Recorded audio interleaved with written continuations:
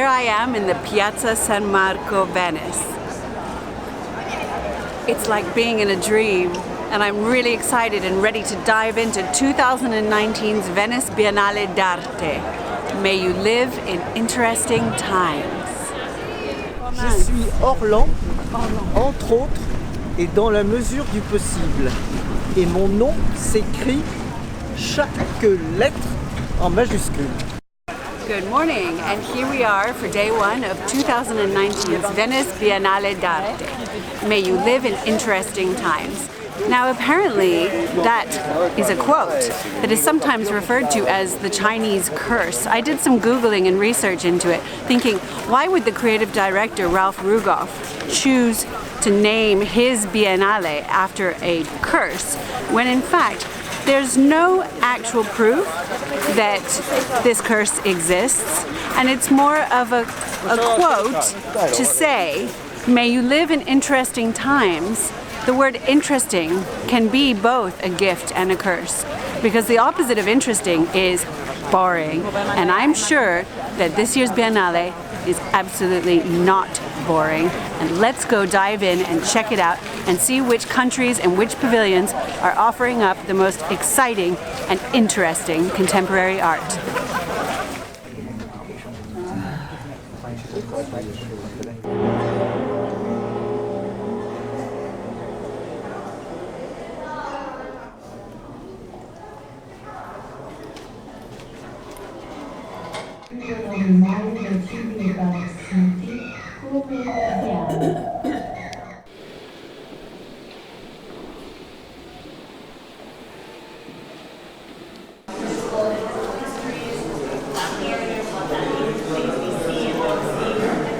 I like this one.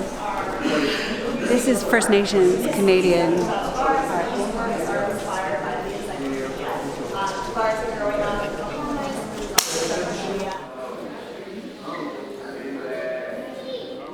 Actually, we've just had a quick look around, and it's like the most intense Alice in Wonderland trip of art, sculptures, paintings. It's all a bit of a blur, so we're going back in to have a proper look around and share some of it with you.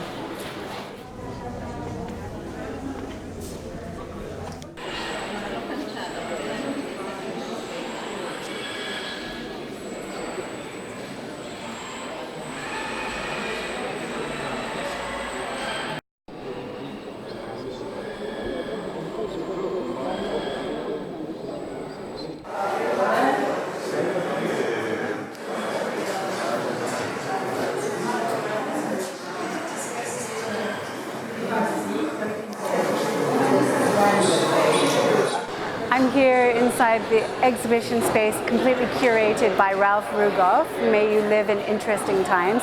And very excited to have wandered through this maze, this Alice in Wonderland maze of video art, sculpture, paintings, to have finally stumbled upon the work of Jill Milady, a young, talented, creative who I met in London, who is based in LA now. It's really exciting when you see the work of someone you actually know. So check it out. Check it out. Have a look here. Standing in front of a digital artwork by Ian Chang, a New York artist, married to Rachel Rose, another super cool New York young artist, coincidentally in the same space as Jill Milady's paintings. I first saw this work at the Serpentine Gallery when it was truly an interactive digital piece. You would move your hands around and this creature would shrink, grow, twist and turn along with your movements.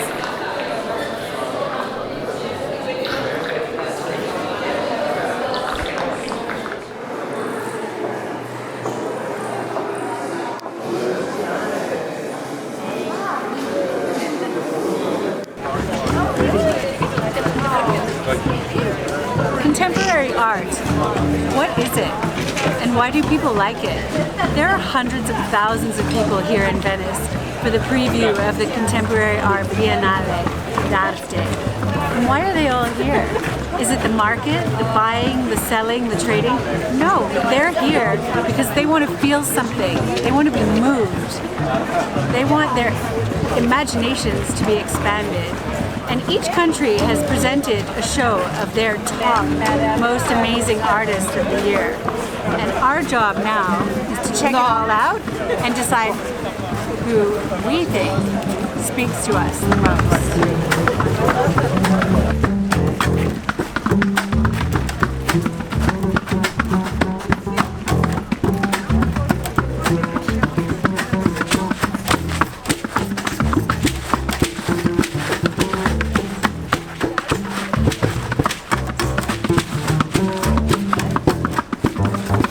So this is the map of all countries exhibiting in the 58th Venice Biennale 2019. Here you have a pavilion for each country showing. We're standing right now outside of the American Pavilion.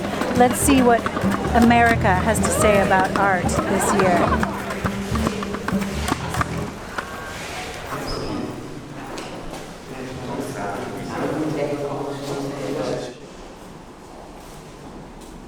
We are in the American Pavilion where Martin Puryear is using the sculptural form to express the concept of liberty.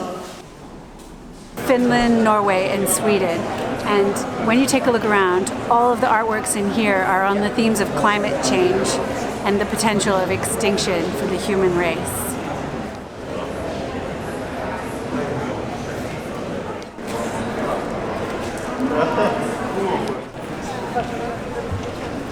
You should go.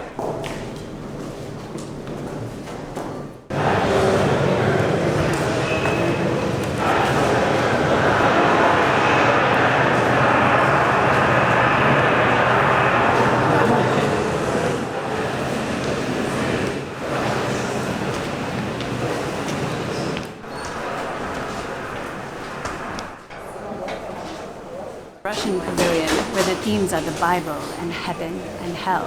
And here we are down in the inferno of the Russian Pavilion.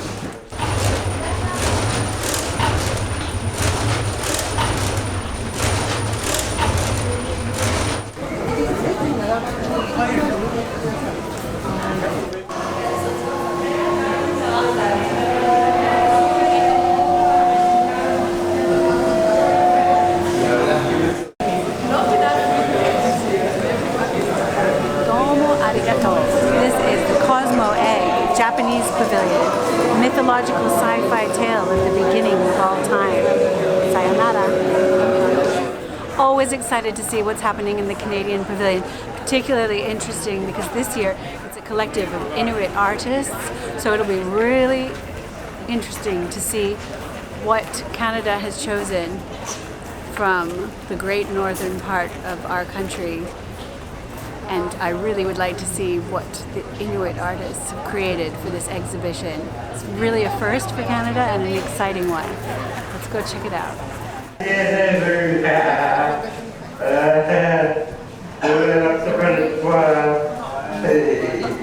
Canada, our home and native land. Hello, here we are outside of the Czechoslovakia Pavilion, which would now be the Czech Republic and Slovakia all in one. There's no queue, so we can get in. Let's check it out.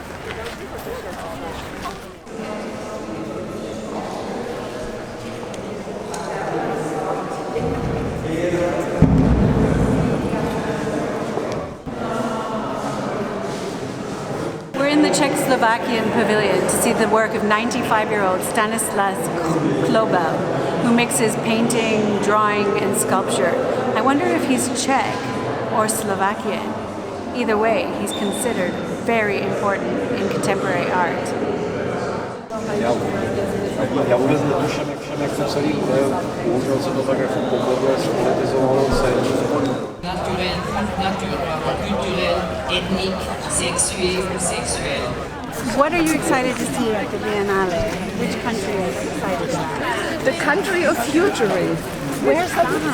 It's here. The country of Right futuring. here, Yeah. right here, right here. Oh, you two look amazing, and I know you are always seen out in matching outfits. Who designs the outfits?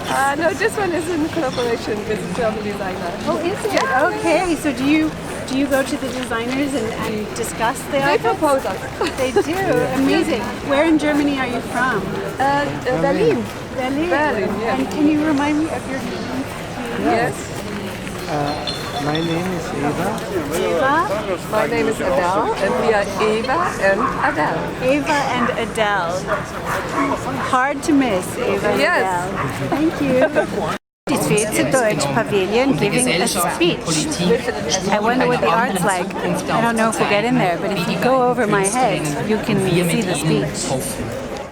Dem künstlerischen Team für den wunderbar eigensinnigen Pavillon und für die gute Zusammenarbeit. So, we're going to take a little lunch break now, and then we're going to go check out the Arsenale, which is more of the Biennale.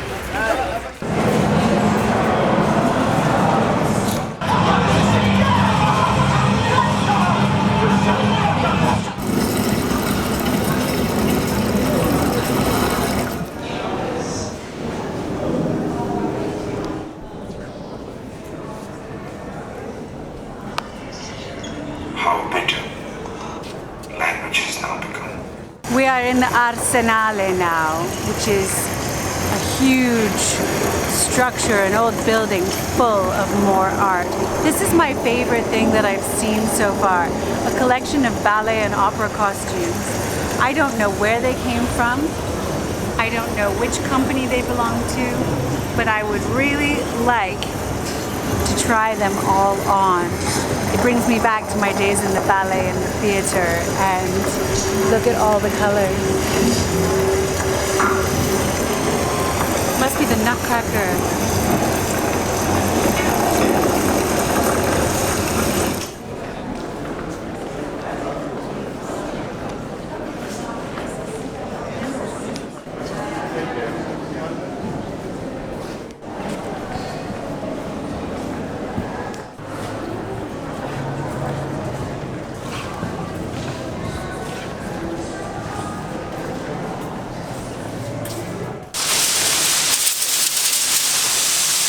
So we are here in the deep within the Arsenale, where everything's starting to feel quite random, but I know it's all very well considered, and that each seemingly random installation is meant to trigger thoughts or subconscious thought processes.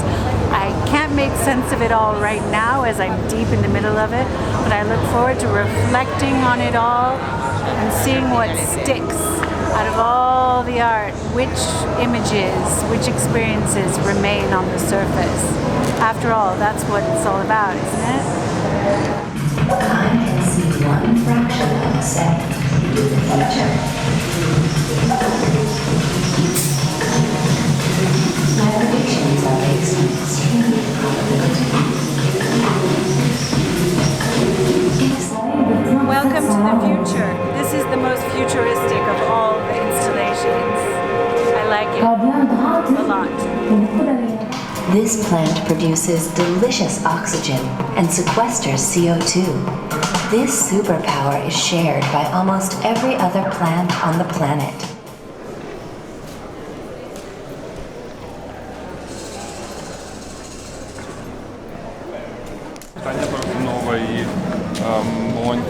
This looks interesting in here, like an aquarium.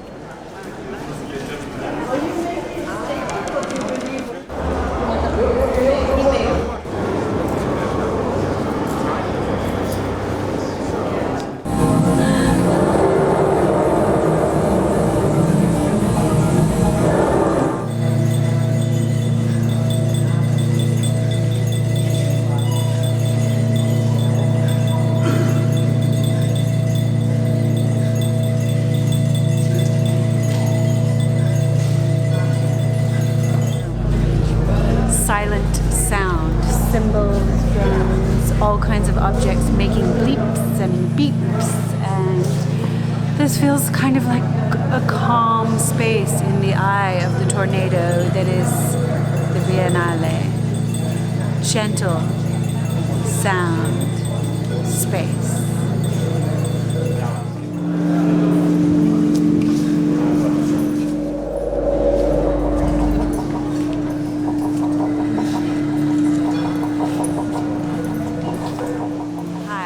Okay, so we've had about 6 hours of non-stop art intake today, and I'm feeling a bit like art overload now.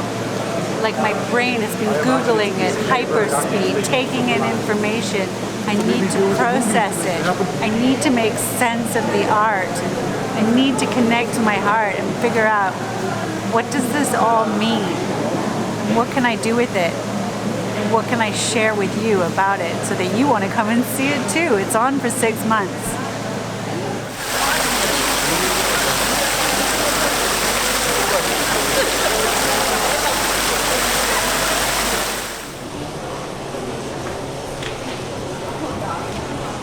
Here we are inside the Indonesian Pavilion. Terima kasih.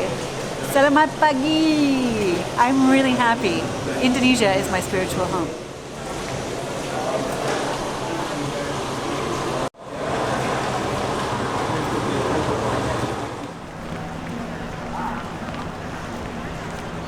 Pavilion Italiano, the Italian pavilion. It's all very well displayed, and of course everyone is super chic in the Italian pavilion.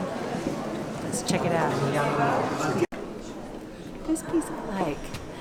The other rooms were full of just very minimal black and white circles and figure eights, and when it's super minimal like that, I do scratch my head and wonder, how did that artist get chosen to represent the best of the country?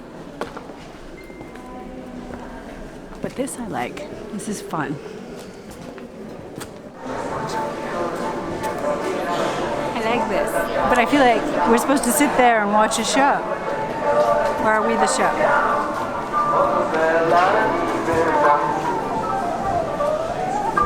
Just having a little power nap there. This is what you look like after 8 hours of taking in contemporary art. So here's my pitch. If I were chosen to represent Canada or Ireland at the Biennale, I would fill my pavilion with massage therapists, reflexologists, head massages, a healing Zen haven space. I'm feeling immediately like I saw a lot of two-dimensional artworks, some three-dimensional sculptures, but very little interactive art that I could engage with or move inside or even become a part of. And that's the art that I really like, because my inner child can come out and play and engage. All my disbelief or cynicism is suspended and I am in awe. So I hope tomorrow I will see some interactive art that I may even be able to become a part of. The best thing about being at the Venice Biennale is being in Venice. Sun on the water, boats floating along, the ambience, Italia, Venezia. Being here is the best thing.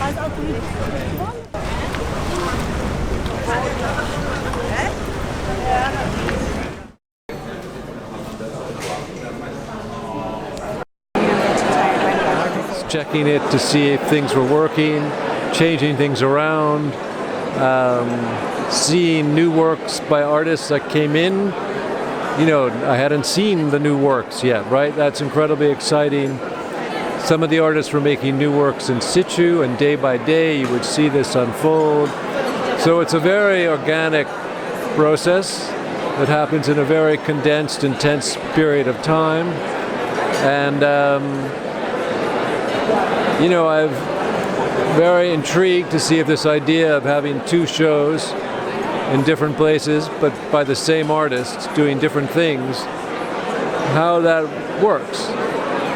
You know, I don't have a 100% clear idea yet how it works. It seems to have created shows with differences in them. I don't quite understand all of them myself yet. So that's part of the puzzle for all of us, taking it in, is to make some sense. I'm waiting to hear from the visitors what that difference is. Well, it's really interesting because you do recognize the work in a new context. You're like, oh, that's that artist that I liked in that other space. So it definitely starts to make you recognize the work of an artist. Well, yeah, the idea was to try to make it about artistic practice rather than about a single work. So you get to see something else that an artist does. You get to see a different side of their practice. And you get to realize that art is about this ongoing exploration. It's not about the work, a single object. And it's about the artist's experience, which is a process, and then it's about your experience interacting with this work. And the key word being interesting. So you want this to be an interesting experience. I was like, does that mean interesting? No, I mean, I really think art should be entertaining. That doesn't mean it's not serious. It doesn't mean it's not disturbing. But I guess when I say entertaining, I mean it engages you. That you feel addressed by it, and also that it gives you pleasure in some unexpected way. You know, commercial formula media, pop music, Hollywood movies, they give us pleasure and we know what the beats are going to be. But art, successful art, surprises us in ways we could never have anticipated. But it also has to give us some kind of critical insight that allows us to see things differently. Awesome. With those wise words, tomorrow is going to be an entirely different experience. Thank you, Ralph, for taking some time out of your very busy, in-demand schedule. Thank you, Giada. To chat to us. All right. Thank you.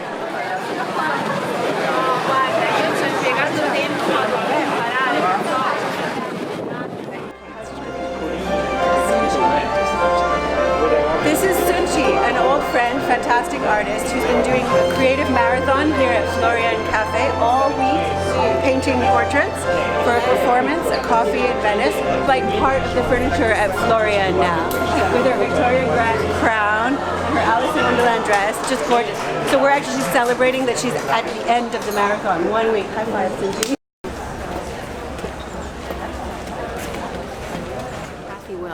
Representing Great Britain, British Pavilion. Here's her beautiful poetic note that she's written to us, the viewers. Dear viewer, my creations will occupy 6 rooms. The smallest particles of suffering is the object, and I the subject who acts upon the object. I am every atom unfolding in the womb. An atom here among us, and another atom in a faraway galaxy. We are If I could disappear, how fluid, how graceful and unending, how undisturbed and unpredictable would be the changing patterns thereabout. On both the left and on the right, there is nothing worth seeing and nothing worth hearing. I return home to wait in peace and draw forth what is yet to come. French Pavilion, artist Ralph Rugoff. I've just been told by some spectators that you go in and you emerge up into a film and you get given a mask that you put on your head, but you can't see anything because the eyeballs are wonky. The queue for this exhibition is about half an hour or more, so there's no way we're going to get inside to see it, but apparently it's one of the best, and that's why the queue is so long. Ralph Rugoff, France.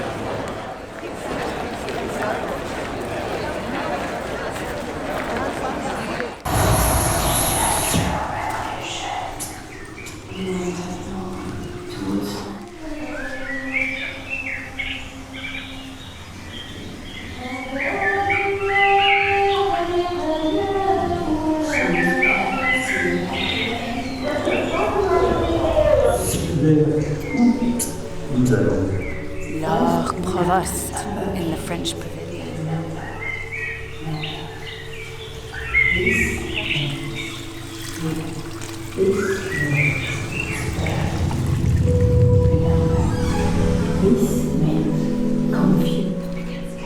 En 2021, il n'y aura plus de bateaux, il n'y aura plus d'avions. Comme il fait trop chaud, nous resterons au nord.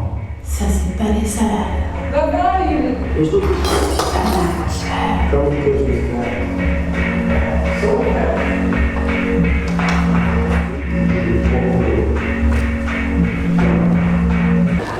themes are generations, water, the environment, what links us, what connects us, and it's definitely a dreamy atmosphere with some video art and sculptures and projections and a sort of underwater feeling. People are loving it. La Provost. May the powers that be in the art system of Canadian culture please hear my words. My choice for the artist to represent Canada at the next Biennale d'Arte, the 59th Biennale d'Arte in 2021, has to be Douglas Copeland. I've been to so many Biennales and actually had the fortune of meeting my teacher from St. Martin's, Mark Lewis, who was showing here one year. I've seen so many Biennales, I've seen so much art. Douglas Copeland is the best contemporary Canadian artist. I can't sing his praises enough, and I want to see his work representing Canada at the Biennale in 2021. Please send him over, Doug Copeland. Yay!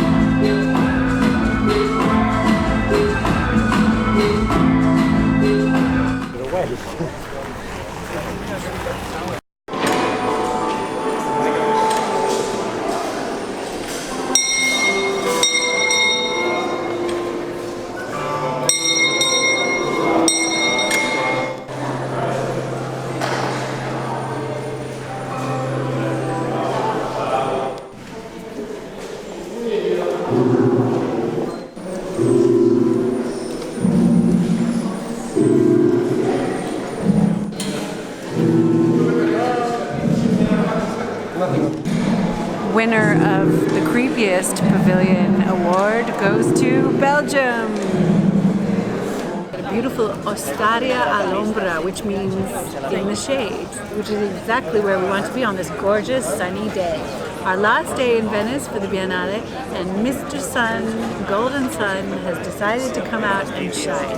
Thank you! It's been intense, it's been amazing.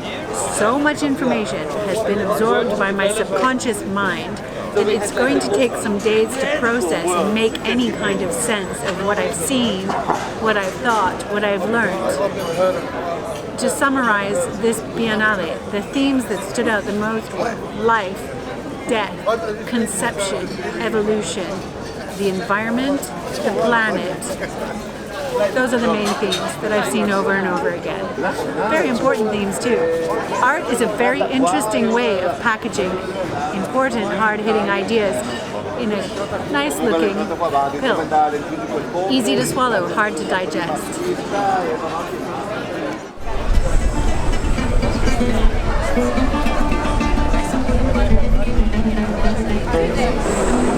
Open week of the Venice Biennale. There's a party happening in every corner, such as this one we just stumbled upon, happening right here.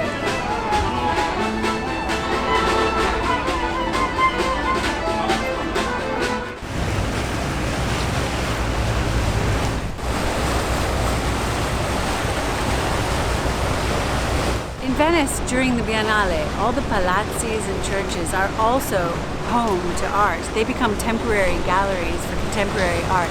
And it's a rare opportunity to get inside a lot of these buildings which aren't usually open to the public. So if you come for the Biennale, make sure to keep wandering and exploring, because you'll just float in and out of interactive experiences and galleries of contemporary art, like the one we're going to check out right now for Renata Morales and Marina Abramovich.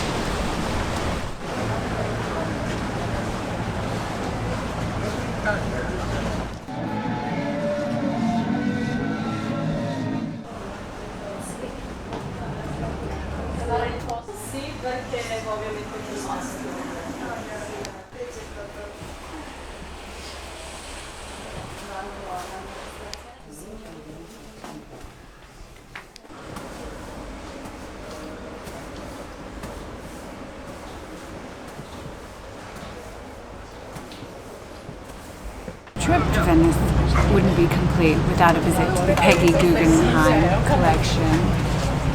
A formidable woman, passionate about the arts. Her memoirs, entitled Confessions of an Art Addict, one of my favorite books of all time. Peggy made Venice her home and left her legacy here, her personal collection. No trip to Venice is complete without a visit to the Peggy Guggenheim collection.